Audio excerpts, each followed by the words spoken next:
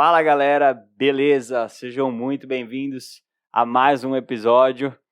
E esse, obviamente, com mais pessoas especiais, né? Todos os episódios já estão me zoando, que eu falo que todos os episódios são gente especiais. Mas são mesmo, pessoal, quando a gente troca uma ideia aqui, fica tudo especial.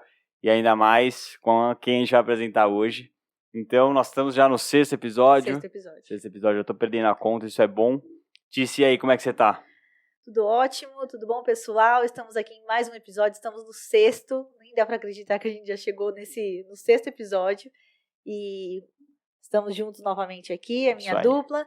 E hoje nós estamos com essa convidada muito especial que topou vir aqui, conseguiu um tempo dela para vir aqui para ter um papo com a gente, que é a Paula Gauss, que é uma cantora, tem uma voz linda, comunicadora e practitioner em PNL.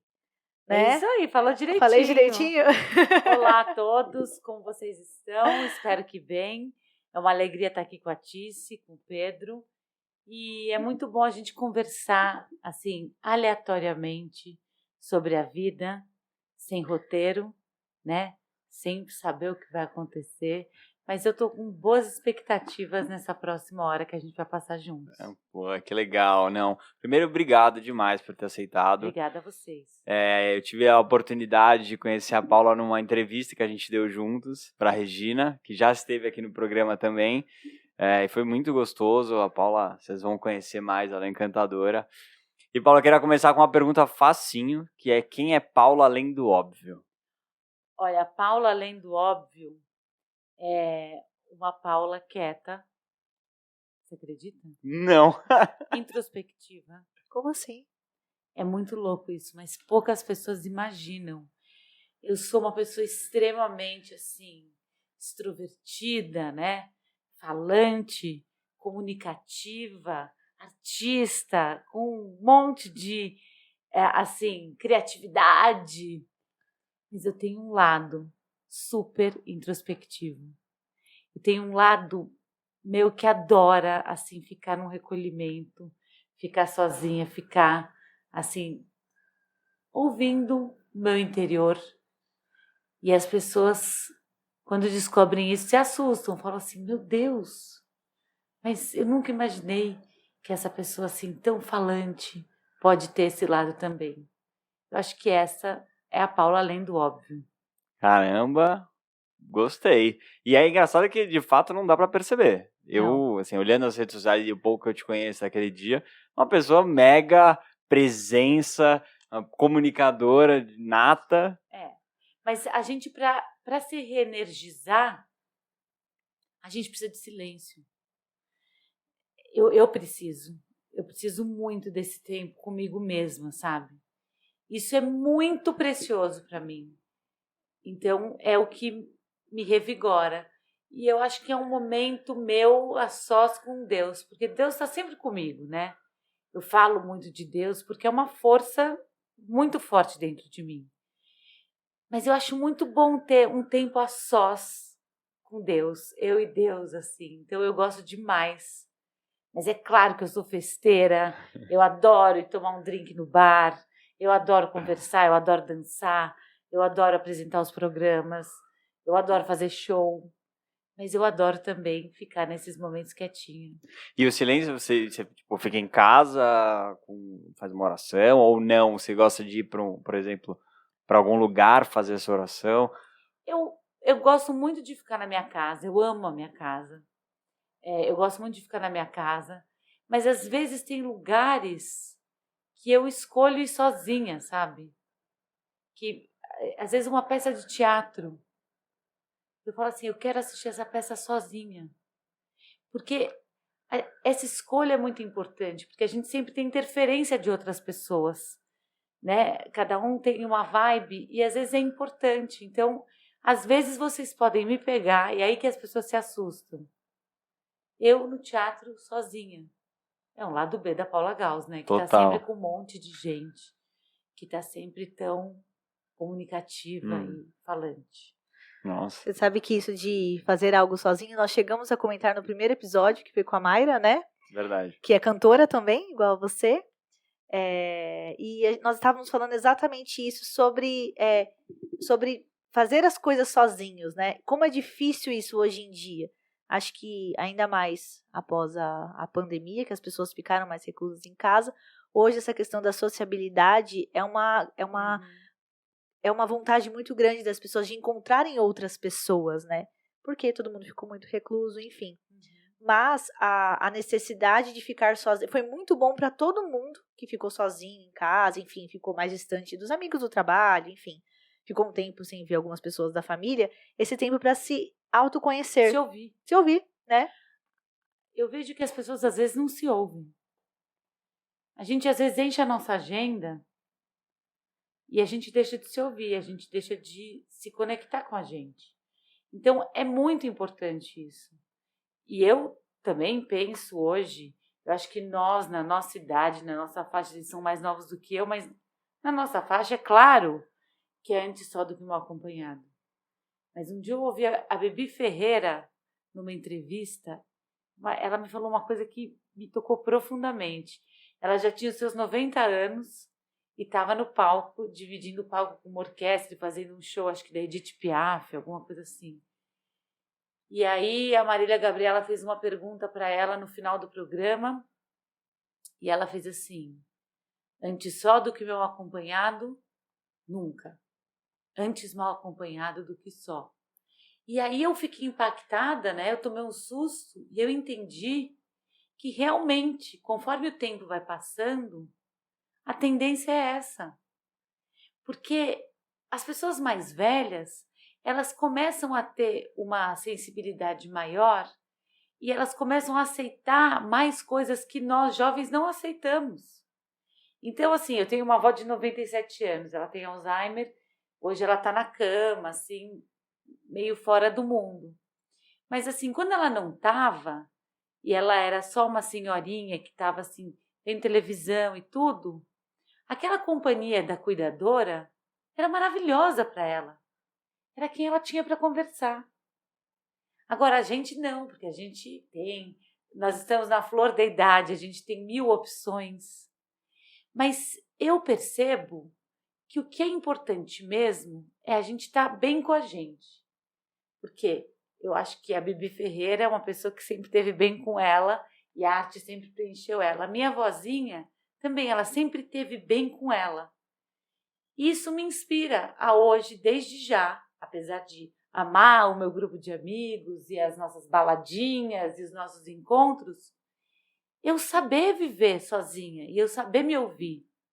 E eu acho que é muito importante nesse mundo turbulento, nesse mundo de celular apitando o tempo inteiro, de rede social o tempo inteiro, a 1000, as notificações.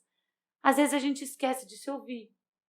E a gente precisa se ouvir, porque tem uma coisa também que eu aprendi. A gente só pode mudar o que a gente conhece. Se a gente não se conhece, É verdade. a gente não vai conseguir mudar. Vocês acham que a gente acaba tendo essa vida corrida e entrando nesse dia a dia tão frenético por uma questão de não querer ficar sozinho, por ter medo de nós mesmos?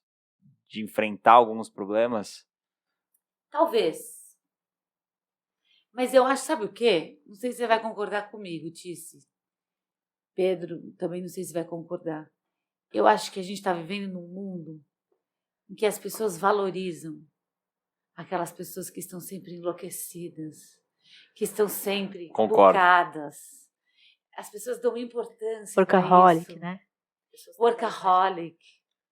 Então, as pessoas nas agências de publicidade ficam 4 dias sem ver os filhos e elas acham lindo falar isso. Elas dizem que eu estou há 4 dias sem ver meu filho. Isso é uma catástrofe. Quero pedir perdão para quem estiver ouvindo se está vivendo isso. Mas isso não é um valor maravilhoso. Isso é uma coisa que você tem que repensar rapidamente. Porque a vida passa assim. E de repente a pessoa perdeu o filho, de ver o filho crescer. Porque ela está achando bonito falar que há 4 dias ela não vê o filho. Verdade. Essa imagem do workaholic é muito tá muito atrelado ao orgulho, né? Esse cara trabalha muito. Até um nome bonito, né? É. E o que vem depois? Burnout. As pessoas tomando remédio para dormir, as pessoas tomando remédio para acordar. Às vezes, como a Regina já contou para nós, Regina Nogueira, do Rebranding, já contou para a gente várias vezes de um caso que ela teve, de um homem que era extremamente bem-sucedido, e quando ele fez a roda da vida, ele começou a chorar, porque ele percebeu que ele era extremamente bem-sucedido no profissional, e que o restante da vida dele estava muito desequilibrado.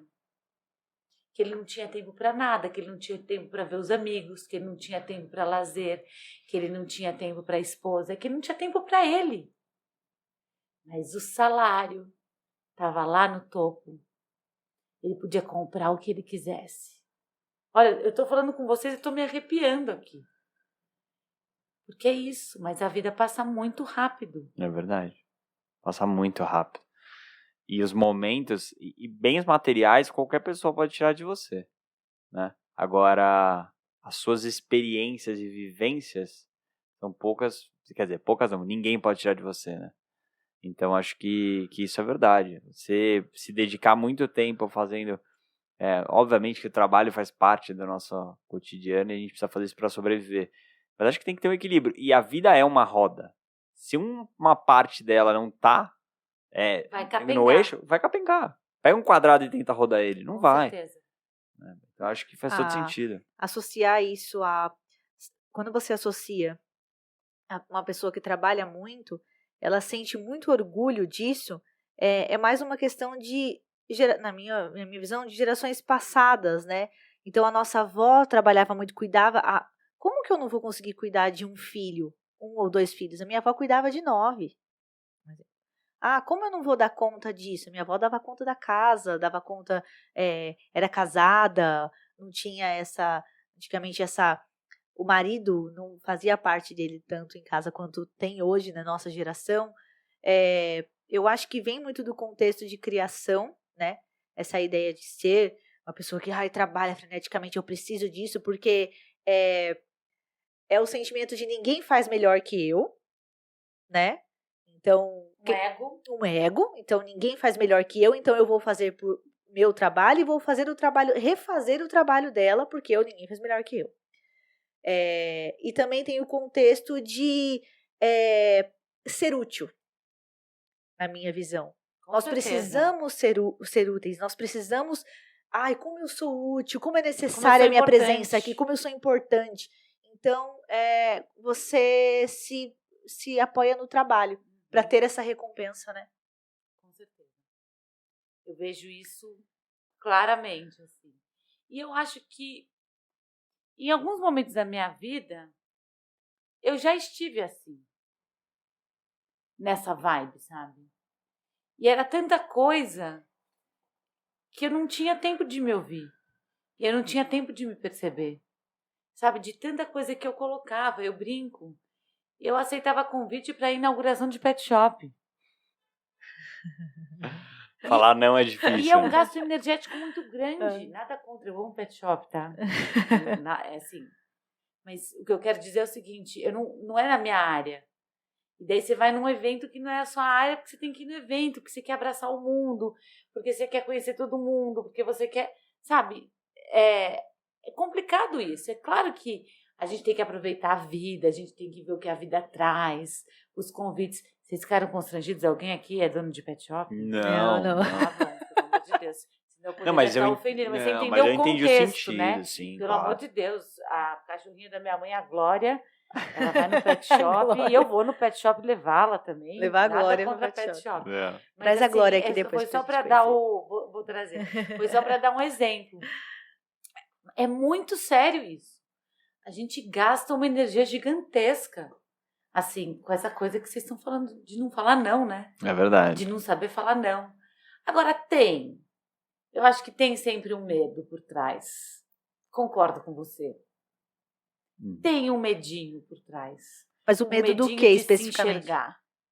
Ou um medinho de... Sabe por que muitos casamentos acabaram nessa pandemia? Porque as pessoas não conviviam juntas. É muito louco isso. É verdade. Passava um período curto, né? Passava um período curtíssimo. De Trabalhavam. e daí se encontravam, era só alegria. Na hora que começou a conviver, assim, meu Deus, eu não quero essa pessoa. Essa pessoa é chata. Não tem nada a ver comigo. Olha, eu encontrei alguns advogados na rádio, eu fiquei chocada com o número que eles falaram que cresceu de divórcios. Por quê? Porque começou a conviver. Antes era casado, mas só se encontrava. E muitas vezes com hora marcada. Porque essas pessoas muito importantes, elas têm que marcar a hora. Essas pessoas muito importantes, entre aspas. Porque todos nós somos importantes. O cara que está varrendo a rua aqui, ele é muito importante. Só que tem pessoas que se acham muito importantes porque tem a agenda lotada. E porque a agenda é tão lotada que ela tem que botar na agenda a hora que vai transar com o marido. É verdade. É verdade. E às vezes a pessoa, assim, eles já Verdade. trabalhavam muito. No momento que eles estavam juntos, eles ainda estavam com amigos. Então eles não estavam juntos só eles também. Exatamente. Verdade. Exatamente. Aí na hora que encontrou só os dois, eu achei muito bonitinho na rádio, que a gente estava falando disso, na Rádio Capital, onde eu trabalho com o Paulo Lopes. E aí uma senhorinha entrou e falou assim, olha, eu concordo com o que vocês estão falando, realmente eu soube de muitas separações, mas o meu casamento esquentou muito. A minha experiência foi contrária. O meu marido ficou em casa e eu estou muito mais apaixonada e a gente está fazendo muito mais amor. E era uma senhorinha, eu achei lindo. Então a gente não pode generalizar. É verdade. Né? Porque tem gente que também se reinventou, se reencontrou, se apaixonou novamente pela mesma pessoa. Tem casos muito lindos e maravilhosos. Agora, teve muita gente que se deparou com uma realidade. Eu acho que é a grande parte. A grande parte. Mesmo mães e pais. O pai era pai ali no bonitinho, no fim de semana, leva para almoçar. E na hora que fica aquela criança berrando e o cara no home office. Que tem que ensinar o filho, fazer o papel também de professor, de professora. Exatamente. Um amigo meu falou que isso aconteceu com muitas pessoas, que ele estava numa reunião e uma moça que estava na reunião, de repente, começa a berrar que o filho abriu a cabeça. E ela teve que sair da reunião porque o menino pulou de não sei aonde e abriu a cabeça na frente da câmera, assim. Um outro exemplo muito louco desse negócio de pais com filhos, né? Eu fui com a minha família para São Francisco Xavier. Uma delícia lá. Uma delícia. E aí a minha sobrinha de 8 anos, meu irmão organizava tudo. Um ia para aula aqui, o outro ia para aula ali. Tinha uma churrasqueira na casa e o meu irmão montou um computadorzinho para ela ali, o iPad, né? O tablet para ela ali. E ela ficou ali, começou a aula. E aí o meu irmão ficava trabalhando do lado dela e a minha cunhada ao lado do meu sobrinho. Gente, vocês acreditam que a menina estava na aula? O meu irmão puxou o banco da churrasqueira, assim, da mesa para sentar. Ele viu que tinha uma cobra no pezinho dela, assim, mas a cobra enrolada, assim, para dar o bote. Ele falou, se eu gritar, ela vai pisar e vai picar. Imagina a cena, a menina no homeschool e ele puxando ela por trás. Ela tomou um susto. Nossa. E salvou da picada da cobra. Imagina que loucura isso. E a câmera ligada. Tipo assim, e a câmera ligada. E ele tendo que fazer reunião. Imagina como ficou o coração dele. Aí ela falava para os alunos, para os amiguinhos, ai, meu pai me salvou de uma picada de cobra, entendeu? Nossa. Cara, é muito louco o que a gente está vivendo, o que a gente viveu, sabe? E eu acho que os pais Essa também pandemia. começaram a perceber, tenho amigas professoras que elas falaram que os pais começaram a perceber que os filhos têm dificuldade na escola, né? Porque hoje, há um pouco tempo atrás, antes da pandemia, os pais culpavam os professores. Exatamente. E viram que, na verdade, são os próprios filhos, né? Você tem toda a razão. Eram sempre os professores, mas aí você começa a ver o déficit de atenção, do filho, os probleminhas nos filhos. Então, realmente, gente, olha... Mas essa história da cobra é muito louca, né? Caramba, meu. Imagina isso. Você tá... parece que lá na minha terra, Mato Grosso do Sul, que tem as cobras lá. Você tá fazendo Era uau. uma jararacuçu bebê, que é muito pior, né? Você ser picada por bebê, porque o veneno fica mais forte. Pô, jararaca ainda é das bravas, cara, assim. A picada não é brincadeira, aí o caseiro não. pegou a cobra. Gente, mas olha, foi assim por um triz, né? Então, são muitas emoções que as pessoas estão vivendo, né? Muitas, e é engraçado, não, obviamente, casos trágicos, assim, quer dizer, ainda bem que não acabou em tragédia. Graças a Deus. Graças a Deus. Heróico, né? Mas é engraçado como o home office, ele tem uma licença poética, né? Então, tipo, você pode estar fazendo uma apresentação, o cachorro vai latir, vai passar alguém atrás, então você tem um espaço, Eu mesma, né? várias vezes eu apresentei as minhas lives do Resiliência de camisola com uma boa blusa Ai, por não acredito. cima. Porque é cedo, é 7 da manhã, que horas? Agora eu tô num ritmo que eu já tenho que sair pra batalha do dia depois, né? Então eu não dá pra ficar muito de camisola, mas no começo da pandemia, no ano passado, que eu tava mais em casa, nossa, eu fazia só com a parte de cima. E o medo de levantar, esquecer 8 horas levantar? da manhã, a minha live, Às né? 8. Então eu acordo às 6, faço a minha ginástica. Eu acordo 6 por quê? Porque daí eu faço a ginástica e já dá tempo de desinchar um pouquinho, né? O rosto, para entrar numa câmera. Aí Olha, que depois eu técnica faço legal. das 8 às 9 no Resiliência e das 9 às 9h30 eu entro no Paula para fazer uma oração do dia, segundas, quartas e sextas. Legal. Então, isso já tá muito no meu ritmo agora. Então imagina, você deve estar fazendo 1000 lives agora. Eu faço 3 lives por semana dessa, mais 3 no meu, então já são 6. E aí sempre tem alguns outros convites de live ou de participação. Eu faço rádio na terça-feira e eu estou trabalhando também na clínica dos meus pais. Eu estou cuidando do RH agora da clínica, estou gerenciando lá a clínica dos meus pais. Os shows estão voltando. Então, assim, eu faço bastante coisa. Mas eu acho que quando a gente se planeja, dá para a gente fazer tudo, né? É claro que às vezes a agenda fica mais apertada, tudo, mas eu faço muita coisa, mas eu sempre tenho tempo para um cafezinho. É bom a gente ter tempo para os amigos, para tomar um cafezinho, para parar, para trocar uma ideia. E você marca isso na sua agenda, como você comentou, como se fosse Não, alguém me liga, sei lá, um amigo me liga, vamos se ver? Eu falo, pô, hoje é um dia bom. Hoje eu tô bem atarefada, vamos amanhã? Vamos sábado? Não deixa escorregar, né? Eu não falo assim, pro mês que vem, vamos marcar pro dia 12. Isso é muito longe para mim, sabe? Então eu gosto de fazer pertinho. A gente falou de medo aqui, de medo de se conhecer, e eu fiquei muito curioso que eu vi o workshop que você está fazendo sobre o medo. Eu fiz com a Ana Lúcia Paiga, que é uma psicoterapeuta, né? E, na verdade, ela conduziu o workshop. E eu fiquei muito impressionada com o resultado, porque ela trabalhou muito os nossos medos. Assim, ela ensinou algumas técnicas. Ela dá muitos workshops e sempre ela costumava dar workshops presenciais. E esse foi o primeiro workshop online que ela deu. E as pessoas que fizeram ficaram impactadas, porque ela deu ferramentas, ela deu alguns exercícios para a gente se livrar do medo. Vou dar um spoiler aqui. Um deles é, por exemplo, você entrar em contato com os seus medos e você pensar num balão vazio e você começar a soprar o balão, colocando dentro desse balão os seus medos. Caramba. E depois soltar esse balão. E olhar esse balão indo embora com os seus medos. Olha. É super poderoso, sabe? Vou fazer. Mas eu achei bem impactante. Eu tô estudando, já me formei no Practitioner em PNL e agora eu tô fazendo Master Practitioner. Eu fiquei simplesmente apaixonada por programação neurolinguística. Eu fiquei maravilhada. O Robson Amushi, que é o fundador do Resiliência Humana, que me indicou. Eu fui na Sociedade Brasileira, SBPNL, Sociedade Brasileira de Programação Neurolinguística. E eu fiquei muito impressionada com o que eu aprendi. E não é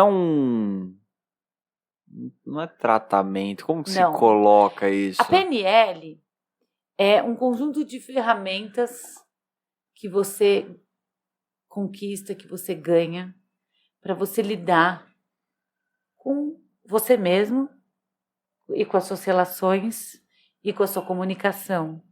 Então você ganha muito autoconhecimento, você aprimora muito o seu autoconhecimento com a PNL e você ganha ferramentas para saber lidar com o outro, com as questões, com os relacionamentos, com o seu trabalho. Então, a minha professora falou uma coisa muito linda na primeira aula, eu lembro agora há uns 4 meses atrás. Ela falou assim, sabe quando você precisa daquela chavinha, e só aquela chavinha que vai abrir esse parafusinho, ou vai fechar esse parafusinho? Não pode ser outra, tem que ser aquela. Aí, o outro negocinho, que é de araminho, tem que ser um canivetinho, que é só aquele canivetinho que pode quebrar, cortar ele para... Então, para cada coisa da vida, a gente tem uma ferramenta. Às vezes uma grande ferramenta, às vezes uma ferramenta que é um detalhezinho e que faz toda a diferença. No Practitioner em PNL, você trata dos ambientes que você vive, do seu comportamento e das suas capacidades. Agora, no Master, chega num ponto muito importante: crenças. Crenças, identidade e aí a conexão maior. Então, assim, é muito legal essa pirâmide, porque assim, não é que um é mais importante do que o outro, porque é um conjunto, o indivíduo é tudo isso, entendeu? Mas assim, você começa a perceber que a gente vive num sistema de crenças e a gente precisa identificar as nossas crenças. Algumas a gente vai guardar e algumas a gente precisa deixar. Eles falaram ontem na aula, deixar no museu de crenças. E outras a gente precisa entender e ressignificar. Algumas crenças são boas. Então não é possível você... Por exemplo, todo mundo tem crenças, certo? Uhum. Não é possível você... Você pode deixar ela ali. Um momento ela pode voltar. Não é possível você se desfazer de uma vez. Não, você pode se desfazer. Inclusive, você pode se desfazer das crenças. Inclusive, uma coisa que eu vou estudar depois que eu me formar agora em Master de PNL, em PNL, eu quero muito estudar neurociência. Por quê? Porque a gente tem uma neuroplasticidade no nosso cérebro. Então, a gente pode mudar. A gente pode deixar essas crenças para trás para sempre. A gente pode até algumas eventualmente deixar e depois voltar por um motivo XYZ. Mas a gente pode sim abandonar. E existe algum método para identificar essa crença? Muitos. São essas ferramentas que a gente ganha através dos exercícios, através desse encontro que a gente tem de observação com as nossas atitudes, da nossa fala. A nossa fala é uma coisa muito importante para a gente perceber da onde vêm essas crenças, como estão. Mas, assim, são várias maneiras de você ir buscando isso. Acho que PNL é um assunto muito comentado, né? As pessoas, elas falam muito, mas não entendem exatamente como funciona. Eu sinto um pouco isso. Por exemplo, eu mesma conheço, já ouvi falar em PNL, sei o significado, mas como que eu chego para fazer esse processo? Como que funciona esse processo de PNL? Existe esse... Não é um processo. Você vai aprender técnicas de PNL. Você vai aprender técnicas de programação neurolinguística. Você vai entender como funciona a sua mente.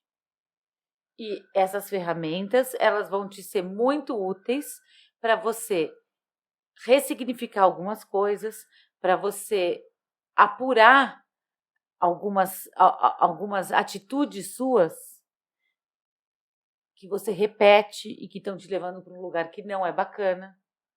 Então, uma coisa, por exemplo, para você entender bem, a base da PNL é a gente entender que cada um tem um mapa mental.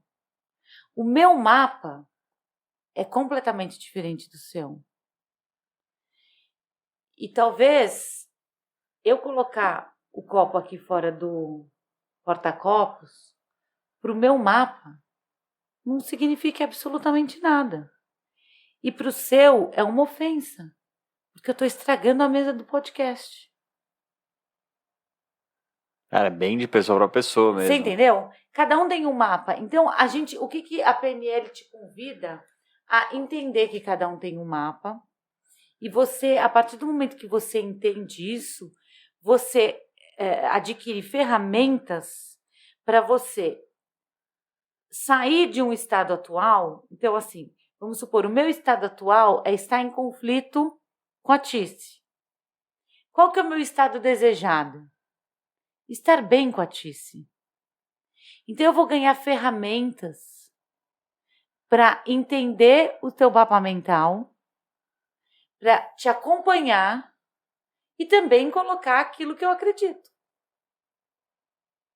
Legal. Muito legal. Não é interessante? Muito interessante. Então, por que PNL é uma coisa muito usada para vendedores e tudo? Porque para o vendedor entender o mapa daquela pessoa que quer comprar. Você entendeu? É a gente acompanhar, a gente fazer o que chama de rapport. Sabe? Ter um máximo de respeito. Se eu ficar aqui, o que é rapport? Dá um exemplo também de rapport. Se eu ficar aqui com vocês, a gente está fazendo podcast, está sendo filmado, vai para o Spotify, maravilhoso tudo. Se eu começar a ficar olhando no relógio, eu estou quebrando o rapport. É verdade, começa a dar a sensação de que tá no... Se eu ficar assim, pegando no meu celular, assim, tipo... Ficar de braço cruzado. Então, você tocou num ponto muito interessante. Tem um livro que eu tive esse livro já, não sei se eu tenho ainda, que é O Corpo Fala. E esse livro falava um monte de coisa assim, regra. A pessoa chacoalha a perna porque a pessoa está nervosa. É aquele da águia, do leão. A pessoa está de braço cruzado é porque ela não está prestando atenção em você. A PNL quebra tudo isso. Olha, então, você me falou desse livro eu já. falei pra Por você exemplo, desse livro. E eu vou falar uma coisa. Nossa, toda a faculdade, comportamento do consumidor na faculdade de publicidade. Eu vou falar uma coisa. Esse livro Eu não sei nem se o autor desse livro acredita mais em tudo que ele escreveu. Eu tô falando sério. Eu estou falando sério, porque depois que eu ouvi, tem coisas que são muito mais profundas. Tem pessoas, por exemplo, que mexem a perna e o mexer a perna significa elas ativarem a atenção delas. Não tem nada a ver com impaciência. Então, é muito interessante, porque a gente tem uma tendência, a gente precisa tomar cuidado com isso. A gente tem uma tendência de querer resposta muito rápida e muito pronta para tudo. Verdade. Mas o nosso sistema nervoso, o nosso cérebro, é tudo muito profundo. E tem muitas coisas por detrás. Existem muitas crenças. E a gente precisa entender isso. Então, realmente, eu estou maravilhada com o PNL. Eu estou assim... Você passou a fazer pós-período de pandemia? Já tinha começado ou você já tinha feito antes? Foi nesse ano que eu fiz a primeira formação. E agora eu estou indo para a formação do Master, né? E como é que foi essa mudança de fazer enfim, participar do PNL, ganhar essas ferramentas em um momento difícil, pessoal? Acho que todo mundo passou por isso. Como foi essa transformação para você? O que você descobriu aí? O que mudou? E nesse momento, desculpa te cortar, nesse mesmo tempo você fez rebranding com a Regina também? O rebranding com a Regina eu fiz no ano passado. 2020. 2020. O PNL foi neste ano mesmo. PNL nesse ano. A PNL está me ajudando demais nas lives. Uma coisa que é muito importante da PNL também é você fazer as perguntas certas.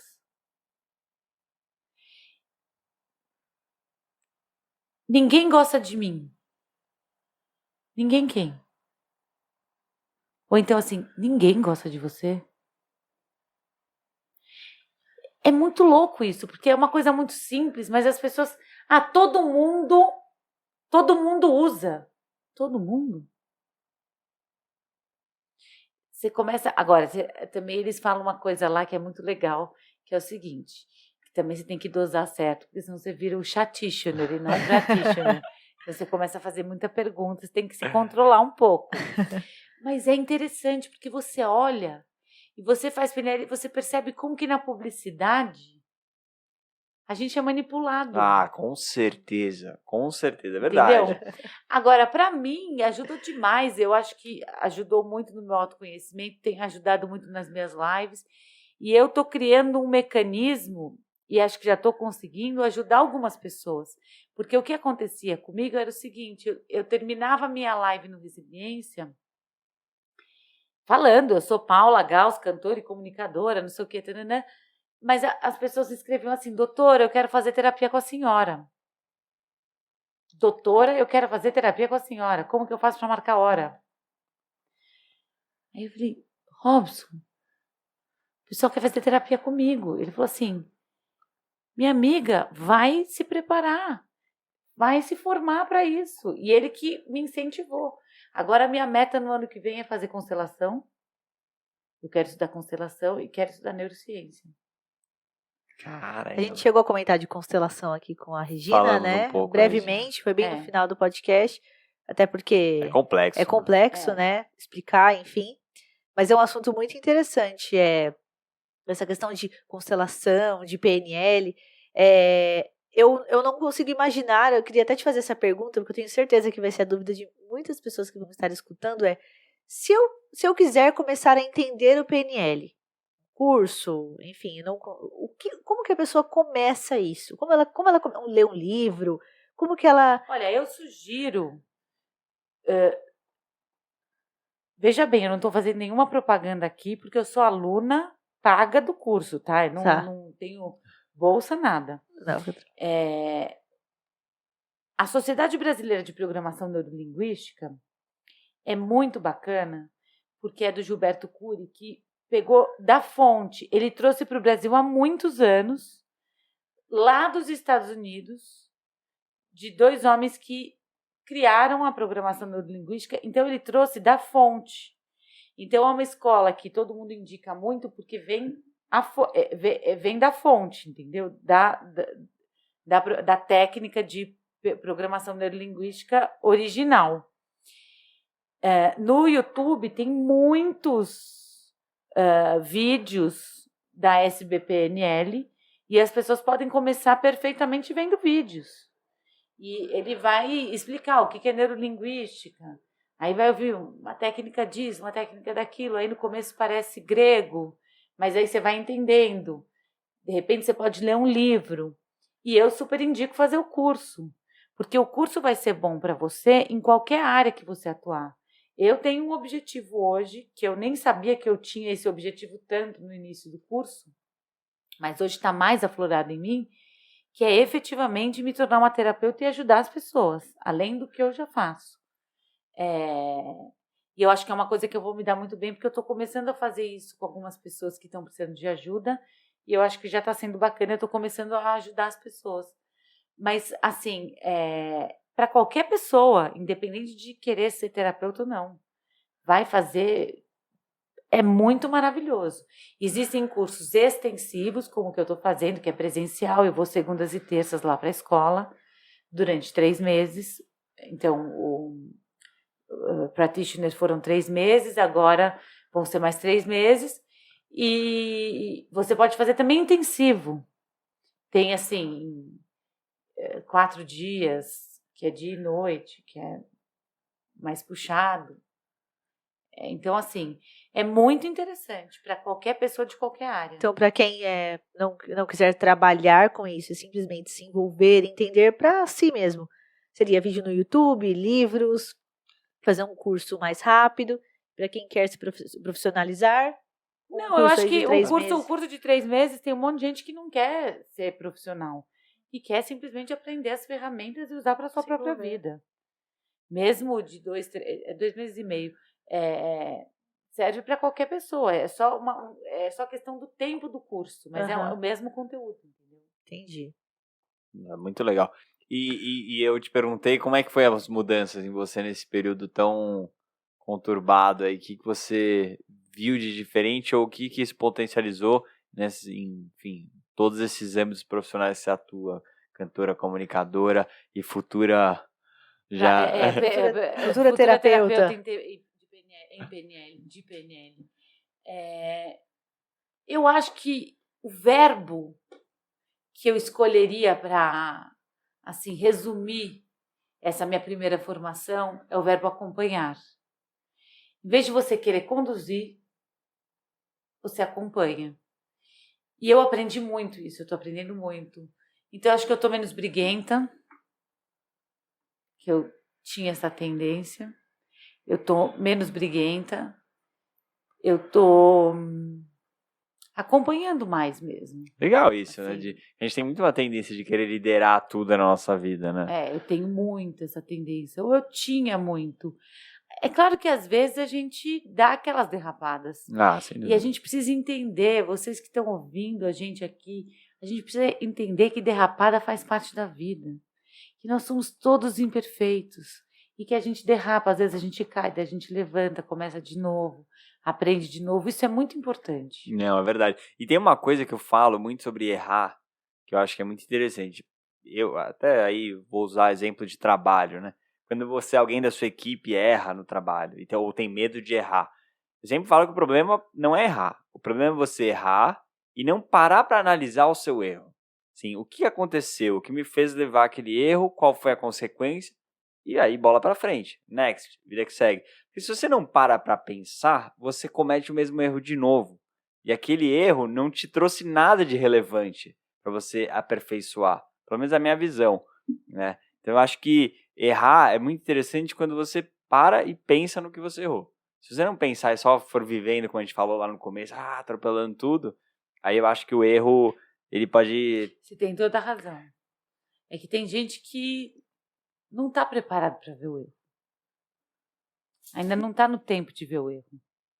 Entendi. Às vezes a pessoa precisa bater enfiar 10 vezes o dedo na tomada e tomar 10 choques, até aquele choque que ela quase morre, para entender que ela não pode botar o dedo na tomada. Ou ela sabe que ela está errando, mas não quer enxergar. Simplesmente eu sei que eu estou errando, mas eu quero continuar assim. Às vezes tem um vício, sabe? É verdade. Um vício aí, um prazer oculto, assim, de estar no erro e de permanecer no erro. Mas eu concordo com você, é só quando a gente se observa. Daí volta aquele nosso primeiro assunto, de você parar, silenciar e se ouvir e perceber, putz, aqui eu exagerei. Comprei uma briga que não era minha, falei o que eu não tinha que falar. Você vai aprender quando, Paula Gauss? Que não é para falar. E quando você acha que o PNL pode ser usado por um lado mais persuasivo, assim? Não Totalmente. Você acha que ele tá hoje...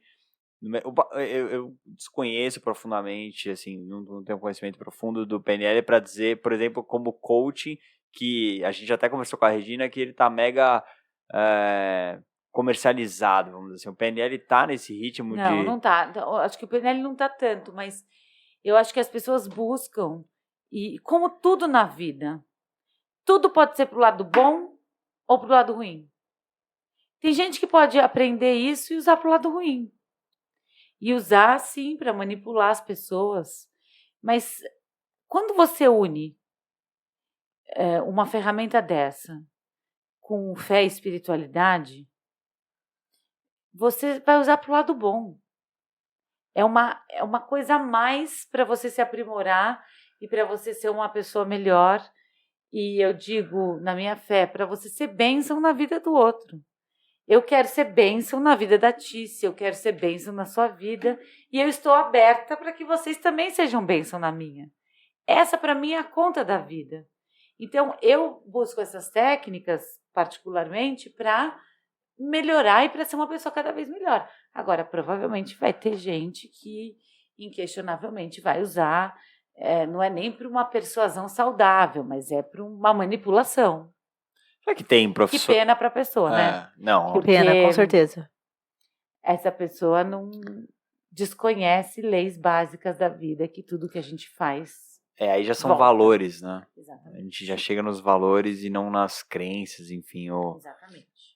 coisas assim. E será que tem profissões que utilizam do PNL? Por exemplo, sei, já comecei a pensar aqui, por exemplo, cara que faz investigação criminal, precisa fazer Sim, um policial, mas, ô Pedro, é o que eu te falei, isso serve para qualquer profissão. qualquer, né? Serve para pessoa que atende pessoas, sei lá, o caixa do supermercado, serve para policial, serve para médico, serve para advogado. Todo mundo vende alguma coisa. Porque todo mundo tem algum tipo de contato. Sim, Entendeu? verdade. Então, assim, para qualquer área serve. Agora, você faz leituras também. A gente tem leituras mentais. Então, assim, pela minha leitura mental, você está meio entediada. É impressão minha ou você está meio entediada? Aí você fala assim, não tô. Ah, então tá, então a leitura mental estava errada. Mas assim, existe essa coisa da leitura mental e a gente ganha técnicas e ferramentas para ler a pessoa. E aí, eu tô curioso aqui, tô fazendo perguntas.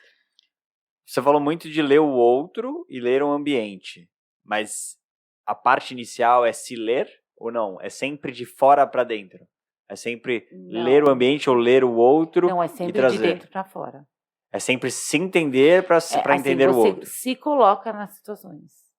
Então, os exercícios é você, o que você sente, quais são as suas memórias, né? Depois, agora, a gente está nas nossas crenças, os momentos que foram impactantes para nós. Então, a gente trabalha a gente primeiro. É como se fosse assim, se eu tivesse, por exemplo, nossa, você tá com a mão no braço, você tá cansado, você tá, enfim, um tédio, você pensa mais ou menos assim, se eu tivesse assim, eu estaria com tédio? Acho que não deve ser tão óbvio assim, acho. Não. Vocês entenderam Entendi. minha dúvida? De acordo, baseado no que é para você. No que você faria. É isso que a gente está falando, mas é o mapa de cada um. Por isso que a gente tem que entender que cada um tem um mapa e que não vai ser o teu. Então, a leitura não.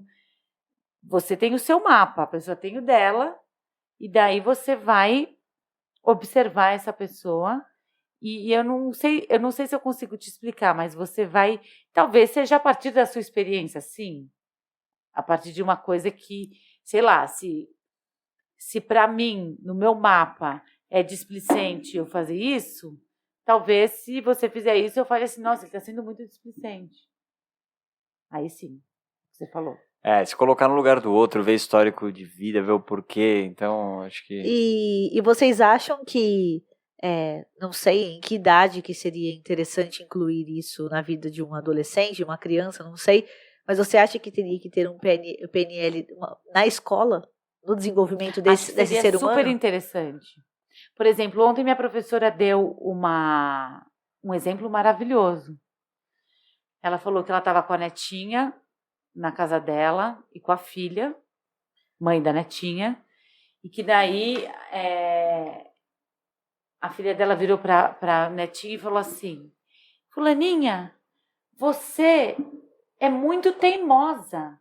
Você sabia que você é muito teimosa?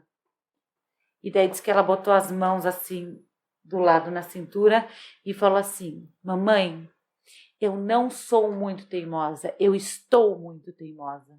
E daí a mãe olhou para a avó, né? Porque a avó é professora de PNL. E daí a mãe olhou e falou assim, já sei quem que te ensinou isso. Mas, por exemplo, você reconhecer isso, você não é aquilo, você está. Então, seria maravilhoso a gente passar isso para as crianças. Seria maravilhoso a criança não ser... A criança faz um ato de indisciplina em determinadas escolas e ela se torna aquilo. Ela vira a indisciplinada. Então, seria muito maravilhoso você colocar primeiro qual é a atitude positiva da criança, qual é a intenção dela, as coisas boas. Então, respondendo a sua pergunta, eu acho que seria fantástico se tivesse, desde a escola, você poder trabalhar o teu cérebro e as tuas relações. E eu digo uma matéria mesmo, assim. Seria uma coisa incrível. Aí acho que entra eu não conheço, mas com certeza deve ser tudo que a Não gente... tem filhos também, né? Pra ter... Não, mas assim, acho que todos os enfim, métodos, exercícios, ferramentas, tudo que a gente tem para se conhecer e conhecer o outro são extremamente válidos. E eu não acho que existe um certo ou errado. Exatamente, a PNL fala isso. Não existe certo ou errado. Mas acho que seria uma briga, não sei, interessante botar isso num ensino, por exemplo, fundamental, etc. Eu por acho que não questões de existe muito ciência. interesse, porque daí as pessoas não iam poder ser tão manipuladas como são. Inclusive crianças, né? Fora que eu acho que a parte científica porque até onde eu, enfim, estudei um pouco sobre o PNL, eles chamam de pseudociência, né? Alguma coisa assim. Diz que a ciência ainda não aceitou a PNL como uma ciência exata, etc. Então tem essa briguinha aí, apesar de eu acreditar que de fato é relevante e faça mudança. Então, eu acho que se você bota isso na prática mesmo, para botar para alunos, assim, bota no MEC, putz, ia dar aquela brigaiada de interesse também. É interessante porque cada dia que passa a gente percebe que tem coisas menos exatas nas ciências. É verdade. Hoje eu estava conversando com um médico sobre isso. Um médico que tem muita fé. E ele falou que para ele foi extremamente impactante quando ele começou a entrar em contato com essa fé. Porque muito daquilo que ele tinha aprendido tanto, como a pura verdade, começava a ser questionado a partir das experiências que ele estava vendo e vivendo. Olha que legal. Então é muito interessante isso, porque tem muitas coisas que não são tão exatas assim. E que fazem todo sentido. Puta, muito legal. A gente estava falando aqui de valores de pessoas, né? Uma hora. Vocês assistiram esse filme que tá na Netflix, que chama Quanto Vale? Não. Vocês assistiram? Não. É do 11 de setembro. E é uma história que, enfim, não vou dar muito spoiler, não sei quem assistiu ou não, mas discorre sobre quanto valem as vidas de cada pessoa que estava dentro das torres.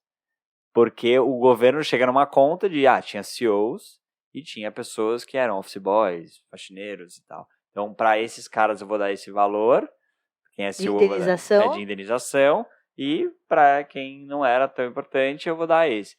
E aí tem um advogado que vai lutar por essa causa. Então é muito interessante. E no final, não é isso a história, não é quanto vale. Eles não querem dinheiro, eles querem ser reconhecidos.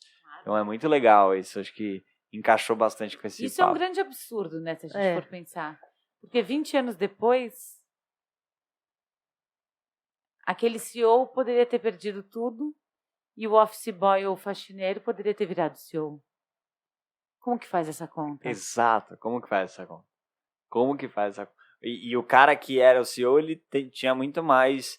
A família provavelmente tem muito mais estabilidade do que o faxineiro, que todo mundo dependia dele, talvez.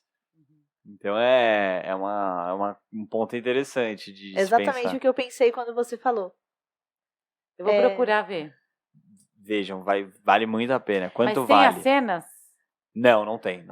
Porque se tiver, daí eu não vou querer ver. Não tem nenhuma cena real. Acho que tem não, mostra só fumaça, assim, mas nada de muito... Olha, eu fui uma vez para Nova York, quando tinham feito lá o memorial, e quando eu cheguei ali, que tinha aquele buraco com a água correndo, eu comecei a ver o povo tirar selfie daquele buraco. Gente, vocês não têm noção. Eu comecei a passar tão mal.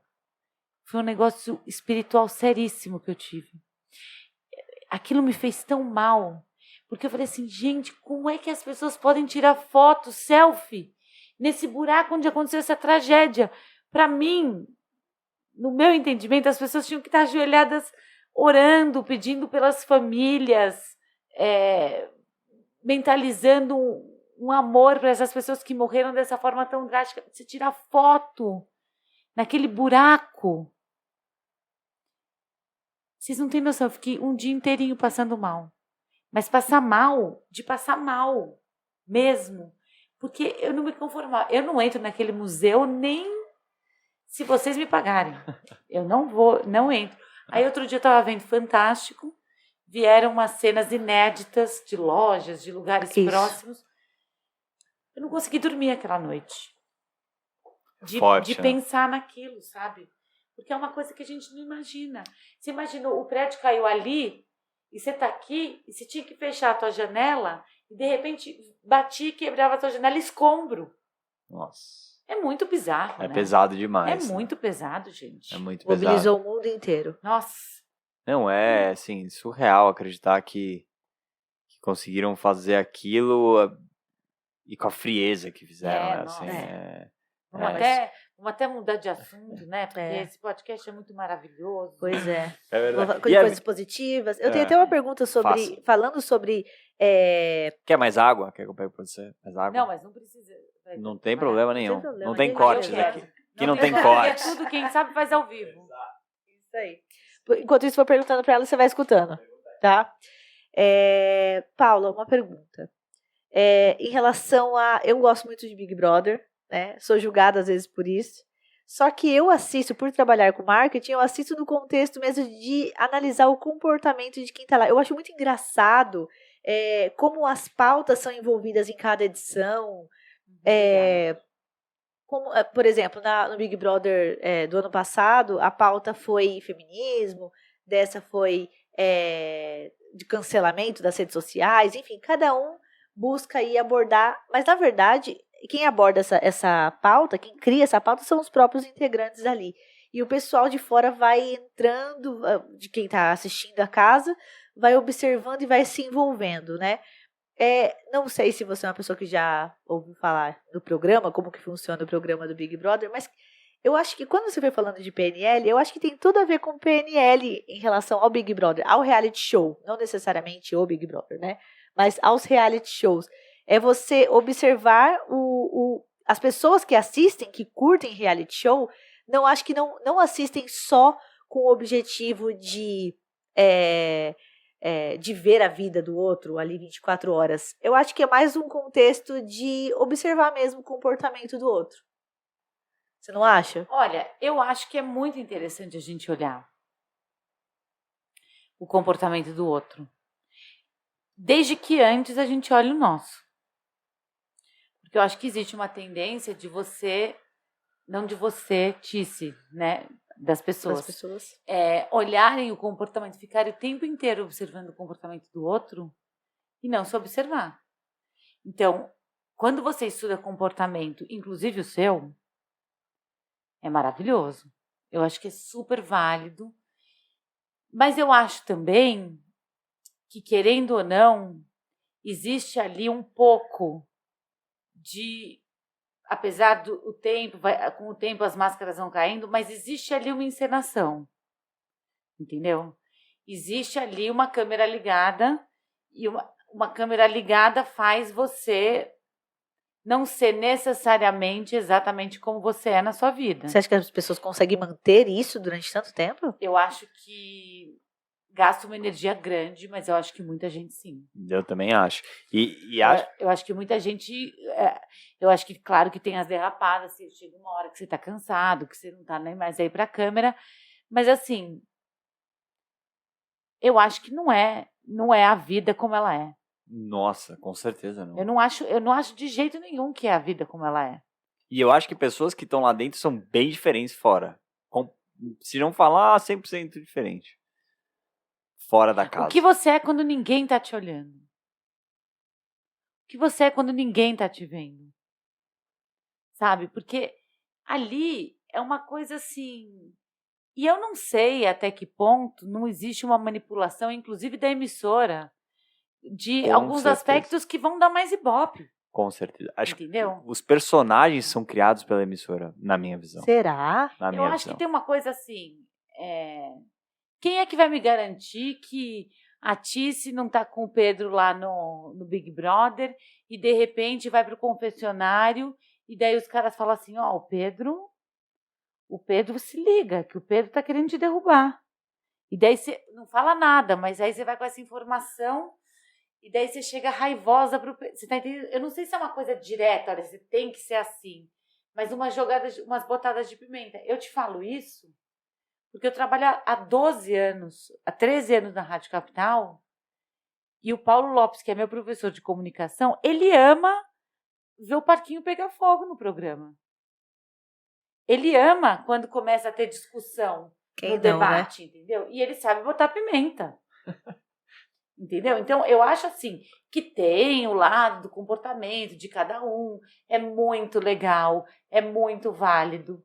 Agora, que existe o lado de ter uma câmera ligada e a pessoa não ser exatamente aquilo, entendeu? Sabe, chega uma hora que a pessoa tá doida, tá maluca. Você vê um pouquinho isso lá, mas você não vê. Mas com 3 meses de programa, são 3 meses, né? Não sei se acho que são 3 meses. São 3 meses. Cara, é bastante tempo. 3 meses pra você manter uma persona. Não, eu acho que as máscaras vão caindo. Eu acho que você não mantém assim o tempo todo. Obviamente você tem a sua essência, você não consegue ser quem você não é todo o tempo. Mas é o que a Paula falou, você não fica extremamente à vontade pra ser você mesmo, entendeu? Eu acho que eu até arrisco aqui fazer um paralelo com um coliseu, cara, pão e circo. Assim, vamos botar fogo, vamos ver o que acontece, porque as pessoas estão ali dentro, fora da sua zona de conforto, estão sendo, tá muito quietinho aqui, vamos botar um jogo da discórdia pra falar. Ô, Tícia, você sabe o que eu queria ver? Eu te juro que eu queria muito ver isso. Eu queria ver um Big Brother com um pastor, um padre, um monge, um espiritualista, um espírita. Eu queria ver essa casa. Ia ser demais isso, ia ser demais. Cara, ia ser demais. Eu queria ver uma conexão interreligiosa como se daria. Com pessoas extremamente, entre aspas, né? Bem resolvidas. Espiritualizadas. Né? Eu gostaria de ver. Esse Big Brother, você pode me chamar para assistir, que eu vou assistir e vou comprar o pay-per-view. Tem que assinar o pay-per-view. Esse eu vou assinar o pay-per-view. Agora, é claro que saíram do Big Brother personalidades incríveis. Eu, por exemplo, sou fã da Sabrina Sato. Eu acho a Sabrina Sato de verdade. Eu acho ela incrível, eu acho ela autêntica, eu acho ela maravilhosa. Eu acho a Grazi Mazzafera ótima. Eu acho ela super bonita, super boa atriz, super bacana. E muitas outras pessoas que saíram e que, né? É interessante esse movimento. Eu jamais te criticaria por gostar de ver. Mas eu acho que tem uma manipulação. Eu acho que existe uma manipulação. E eu te falo, essa manipulação, ela começa... Não é uma manipulação, a escolha. E aí eu posso dizer, sabe por que eu posso dizer? Falar aqui no podcast de vocês uma coisa que pouca gente sabe. Eu fui sondada para ir para o Big Brother 1 e para ir para o Big Brother 3. Mas não é que eu fui sondada. Eu fui para o Einstein fazer exame e fui para o Rio falar com o Boninho. Como assim? Caramba! Revelação! E eu fui as 2 vezes no 1, aí passou o 2, não me chamaram, no 3 me chamaram de novo. Mas... talvez eles tenham percebido, pelas perguntas, que talvez eu não fosse ser aquela pessoa que ia causar tanto, entendeu? E teria uma pessoa mais interessante do que eu que talvez pudesse causar mais. Por exemplo, no Big Brother 1, como que fala? A personagem era uma menininha meio filhinha de papai, Patricinha. Então existe essa triagem de personagem. Óbvio que existe, estava entre eu e a Leca. Gente. Só que a Leca tinha muito mais história. A Leca tinha a história da bulimia. É verdade. A Leca se mostrava... eu conversei isso, a Leca ficou minha amiga. A Leca se mostrava mais ousada. É óbvio que eles iam colocar a Leca. Você acha que eles vão colocar uma pessoa que fala assim, eu não gosto de briga? Eu chego lá no teste e eu falo assim, olha, eu evito conflito, eu procuro muito fazer rapport. Eu vou ser uma personagem chatésima pro Big Brother. É verdade.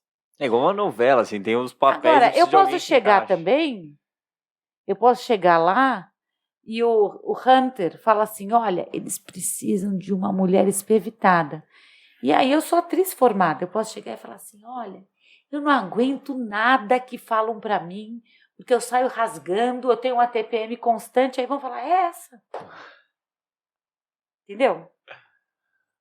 Isso. Então, resumindo... Acabamos com a fantasia da artista. Ela achou que era o mundo real e que as pessoas eram na verdade, então, felizes então não lá existem as dentro. inscrições? Existe.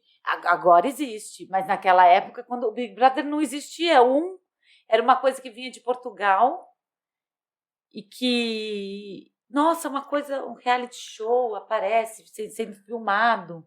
Eu nem sabia o que era. Sabe quanto tempo faz isso? 21 anos. 21 anos. Eu tinha 19 anos. 21 anos, Big Brother. Imagina, eu tinha 19 anos. Entendeu? Naquela época, tinha o Hunter que ia procurar. Agora, hoje eu acredito que existem inscrições, que eles vão ver. É igual o The Voice. Eles vão ter inscrição, eles vão ver e tudo.